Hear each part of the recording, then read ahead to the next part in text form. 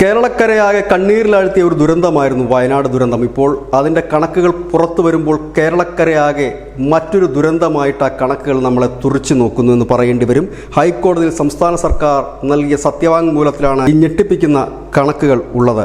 ഒരു മൃതദേഹം സംസ്കരിക്കുന്നതിനായി 75,000 രൂപ ചെലവായി എന്നാണ് ഈ കണക്കുകളിൽ നിന്ന് മനസ്സിലാക്കാൻ കഴിയുന്നത്. 359 പേരുടെ മൃതദേഹങ്ങളാണ് സംസ്കരിച്ചത്. അതിന് ചെലവായത് 2,76,00,000 രൂപ. അതായത് ശരാശരി ഒരു മൃതദേഹം സംസ്കരിക്കാൻ 75,000 രൂപ ചെലവായി എന്നാണ് ആ കണക്ക്. ഒപ്പം തന്നെ രക്ഷാപ്രവർത്തനത്തിലെത്തിയ വോളണ്ടിയർമാർക്ക് ടോർച്ച്, കുട, റെയിൻകോട്ട്, ഗംബൂട്ട്, ഷൂസ് അത് വാങ്ങുന്നതിനായി 2,98,00,000 രൂപ സർക്കാരിന് ചിലവായി എന്ന് കണക്കുകൾ പറയുന്നു. ക്യാമ്പിലുള്ളവർക്ക് വസ്ത്രം വാങ്ങാൻ 11 കോടി രൂപയും ദുരന്ത മേഖലയിലേക്ക് എത്തിക്കാൻ ഈ വാളണ്ടിയർമാരെ എത്തിക്കാൻ 4 കോടി രൂപയും അവർക്ക് ഭക്ഷണം ഒരുക്കാൻ 10 കോടി രൂപയും ചിലവായി.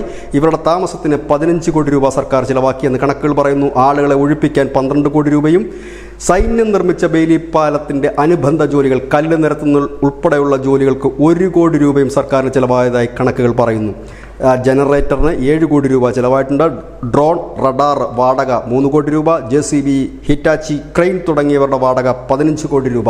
ഇനിയും അടുത്ത കണക്ക് വരാനുണ്ട് എന്നുകൂടി അതിൽ പറയുന്നു. അത് കൃഷിക്കാർക്ക്, കൃഷി നഷ്ടമുണ്ടായവർക്ക് ഒരു തുക കൂടി നൽകുന്നുണ്ട്.